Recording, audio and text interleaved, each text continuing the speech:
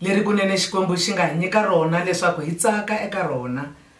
Hi nga si sungula kereke ya sonta ya siku ra namuntlha vakiti, a hi khenseni maningi wa ntamu ku va a hi nyikete nkarhi wa ku na hina hi ta wu tirhisa hi vulavula timhaka ta mbilu ya Hosi Xikwembu.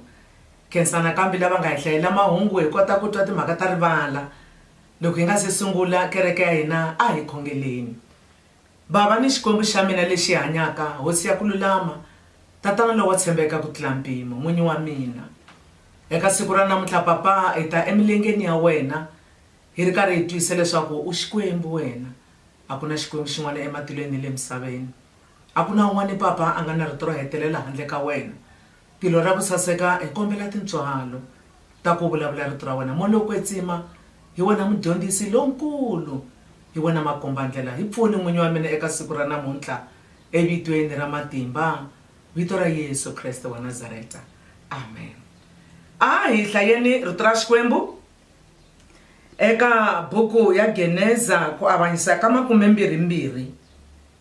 Hi sungula ku hlaya eka ndzimana leyintsongo ya 4. Ni ri Genesis chapter 22, hi sungula ku hlaya eka verse number 4.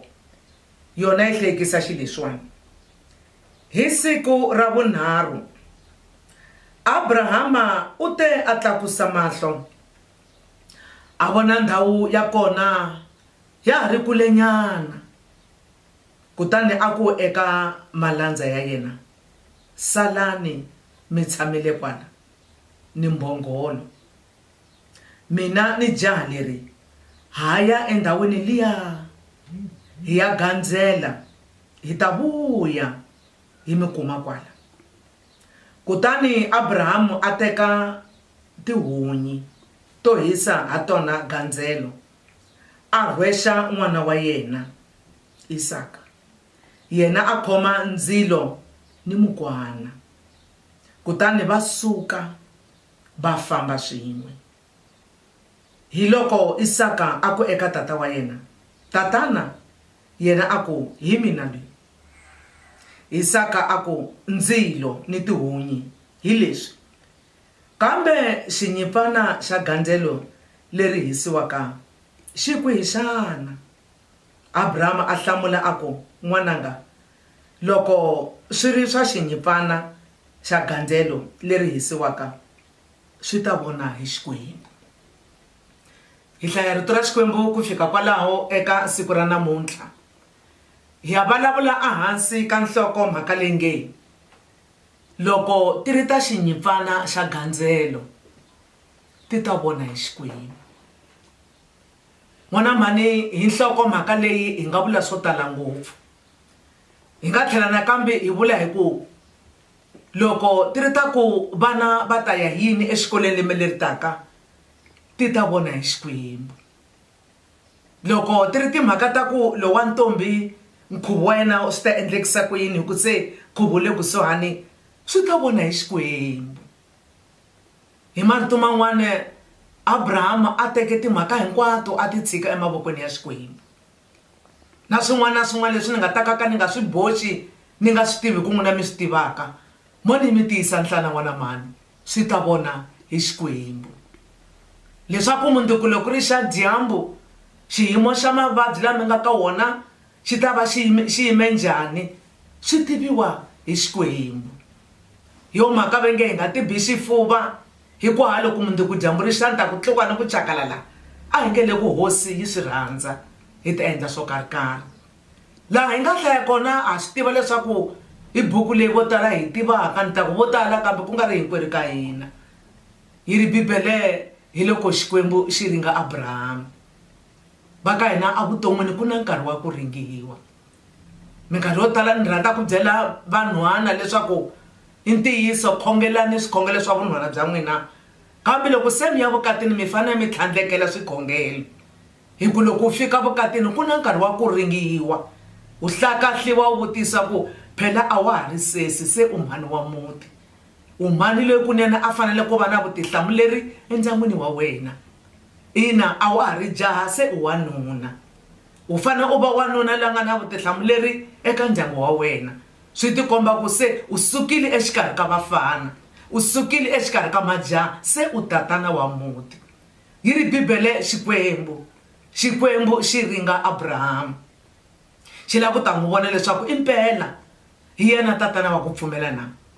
Endzhaku ka malembe lamo hlaya xi n'wi katekisa hi n'wana wa jaha loyi va nge Isaka ho tsemakanya hikwalaho ka ku nkarhi a hi wa hina.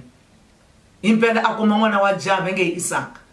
Xikwembu xi ku na nga n'wi ringa ku wa ha ta ni tshemba na, wa ha ta ni tshemba hi ku minkarhi yo tala hi rhandza ku yimbelela risimu ra ku Yehovha na ha ta n'wi tshemba emahlongolweni ya misava ndi ta n'wi tshemba.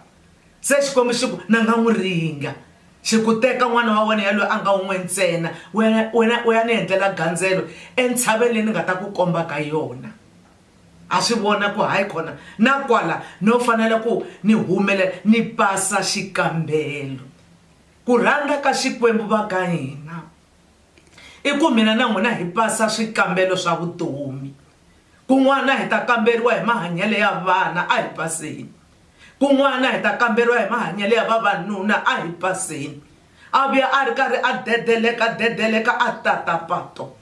Lava n'wi twelaka vusiwana va teka bara, ni vula bara yo rhwala misava, va n'wi gadisa. Mativa va n'wi gadisa va n'wi vumbuludza va n'wi tisaka va ku phasela ra n'wina hi leyi. A ve ni mukhalabye wa kona va hi phasela hi ku a na maphasela ma rhwaliwa hi wheelbarrow va ku phasela ra ka a hi paseni. Swiritano a hi paseni.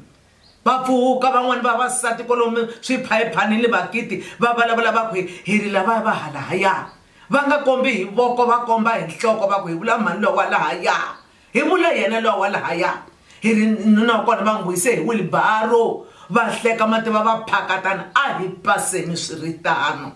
A vuya n'wana a za ku tin'hweti ta tsevu mi nga si n'wi vona ku u tikile, muganga wu hlangana wu ku duwu wu vulavula hi tona. N'wana mani na sweswo a hi paseni hi ku ringiwa. Ku hata yima u yimbelela kerekeni n'wana a hungukile, wa hata yima u chumayela kerekeni nuna va ka va n'wi tisa hi wheelbarrow swiritano a hi paseni. Rito ra Xikwembu ri vula sweswo. Xikwembu xi byela Abraham ku teka n'wana wa wena yelo a nga wun'we ntsena u ya ni endlela gandzelo eka ntshava leyi ni nga ta ku komba ka yona. Yi ri Bibele Abraham a ya tsema tihunyi, a ya tsema tihunyi ta ku endla gandzelo. Mativa yi ri loko se a rixa dyambu a teka tihunyi, a teka na mukwana, a teka na majaha mambirhi na n'wana wa yena Isaka va khoma ndlela va famba siku ro sungula. A ri karhi a halahala Abraham a nga yi voni ntshava leyi Xikwembu xi nge te ni ta ku komba yona. Ripela dyambu va ri karhi va famba, a nga heli ntamu hala phakati ka yena a va wanuna wa xihundla. Swa laveka ku wanuna a va na xihundla xa muti wa yena, swa laveka ku wansati a va na xihundla xa muti wa yena. A wo teka timhaka hinkwato u pepera, ma nga ta ku endla nga ku a ti ri mzala la nhlokweni. A va na xihundla a nga byeli n'wana ku phela ni ya endla gandzelo hi wena, a famba na vona hi lavaya. Siku ro sungula ripela a nga si vona ntshava laha Xikwembu xi n'wi yisaka kona. Siku ra vumbirhi va famba, na ra vunharhu va fambisa sweswo. Yi ri hi siku ra vunharhu, hi siku ra vunharhu loko a tlakusa matihlo a vona ntshava. N'wana mani ra fika siku ra vunharhu laha u nga ta fika ka u vona switshembiso swa wena, laha Xikwembu xi nga ku tshembisa ku ya kuma leswinene. Ri ta fika, ri ta fika siku ra vunharhu, ri ta fika lembe ra vunharhu. A swi na mhaka la kun'wana va le ku ku hlekeni, kambe siku ra vunharhu ra ta a vona ntshava. Loko se a yi vona ntshava ku hayi khona laha se ti ya ku tanganeni la. Rito ra Xikwembu ri ri a byela vafana lava vambirhi a ku sala ni kwala na donki. Minkarhi yin'wana loko la ku vona tintswalo ta Xikwembu tlherisa van'wani va sala, a va tlheleli ndzhaku, a ku lavi vona lahaya. Loyi a twaka ku vava hi wena a va tlheleli ndzhaku. Lexi endlaka ku hi nga humeleli vo tala evuton'wini i ku hi lava ku famba na gurupu huru hina lavaya. Hi famba nga ku hi lava ku themenderiwa, hi endla nga ku i ncino lowu wa ku cina hi bela yini. Kun'wana swi lava wena, ku fana na Abraham a swi lava yena. A ku sala ni kwala mina na wa jaha hundzela le mahlweni le a kulenyana hi ta vuya hi mikuma. A ri karhi a swi tiva anteni ka moya wa yena. Nga ku namuntlha Abraham a ku Xikwembu lexi nga ni hlayisa ku fika kwala xi nge ni khomisi tingana. Xikwembu lexi nga ni nyika n'wana eku dyuhaleni ka mina xi nga ni khomisi tingana a miyela a ku ni la ku ta vona hi swona. Loko se va siye majaha mambirhi na donki a famba na jaha ra yena, jaha ri ta na swivutiso, tatana tihunyi hi leti na ndzilo na mukwana hi leswi, kambe nyimpfu kumbe khuna ra ku endlela hosi Xikwembu gandzelo ri kwihi xana? Se a n'wi hlamula a ku loko ti ri ta khuna n'wana wa mina Xikwembu xi ta swi vona. I marito lama ma fanelaka ma huma non'weni wa mutswari un'wana na un'wana, i marito lama fanelaka ma huma enon'weni wa nandza wa Xikwembu un'wana na un'wana.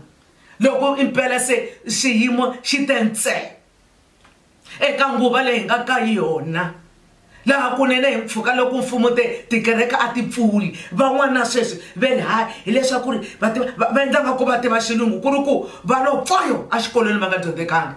Hayi leswaku ha ri ku observeni mativa, hileswaku ha observer hi ta kota, a nga swi na ku observer ncini, ha observer futhi mina ni vulavula xilungu xa kahle loko ni ku observer leswaku ha observer a nga swi na ku observer ncini. Va tshama va nga ti kerekeni, vukhume byi ku ntsu laha kunene man'wani malanda Xikwembu va kumaka ka swona swakudya.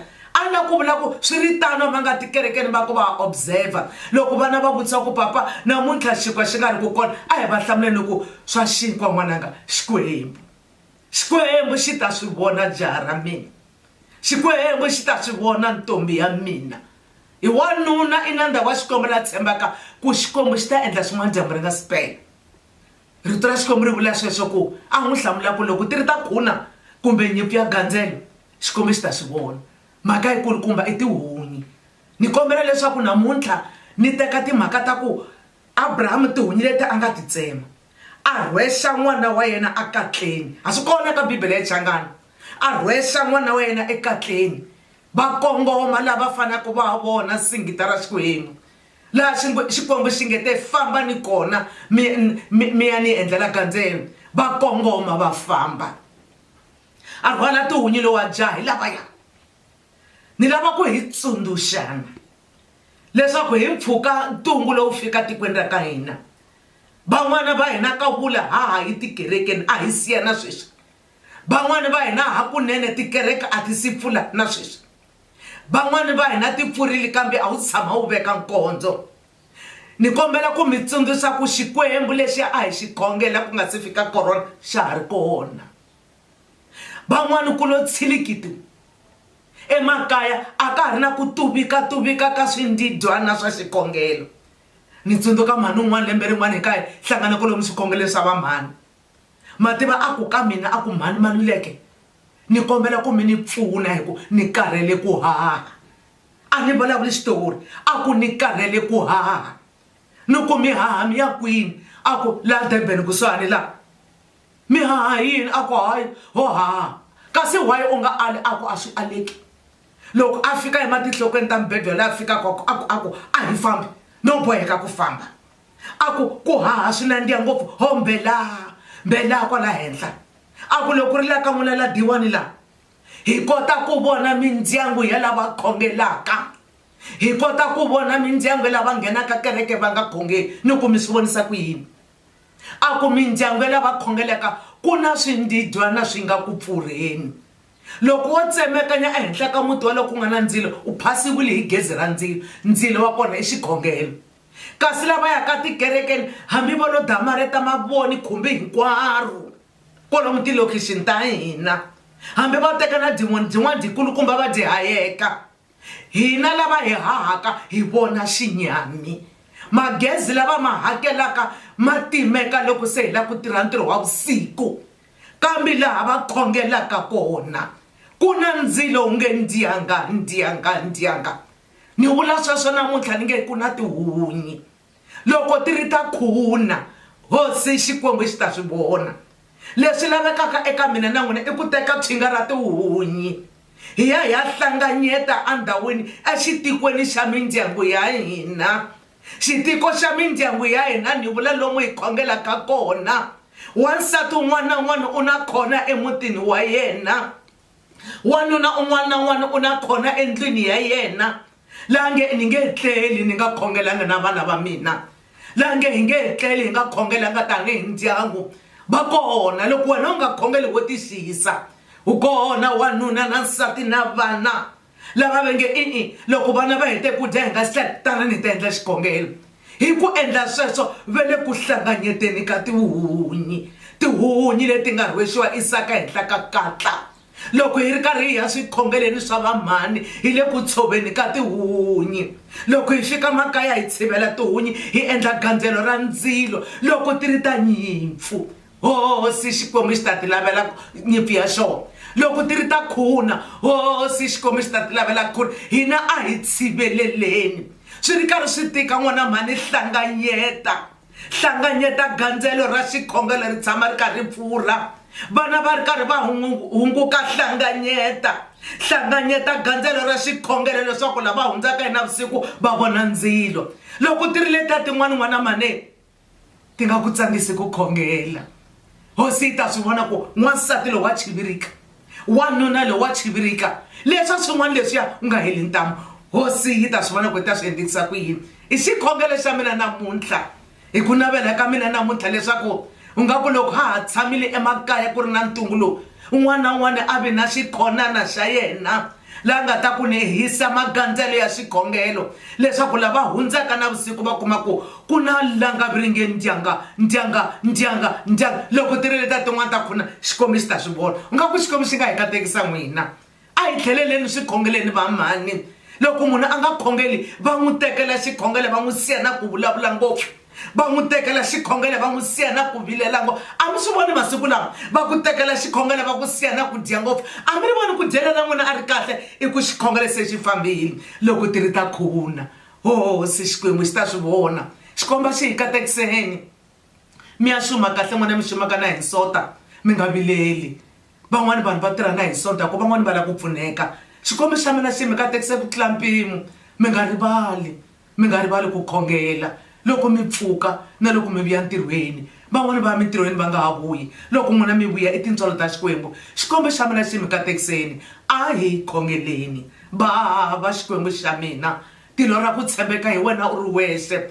Rhandza ku khensa rito ra wena Xikwembu leri hi hlohletelaka leswaku siku na siku loko hi hlangana hi ri vamhani ku lomu hi khongelaka kona hi le ku tekeni ka tihunyi ku hi ya hisa gandzelo ku nga xikhongelo n'winyi wa mina ri nga timeki hosi, ri nga timeki mindyangwini ya hina, ri nga timeki papa. Hi rona ri hi hlulelaka hambi lava khale loko va rimi masimu a va tshivela ndzilo ku hangalasa swiharhi. Ku na swiharhi na vusiku papa loko hi tlele nga pfumeli hosi leswaku hi nga khongeli.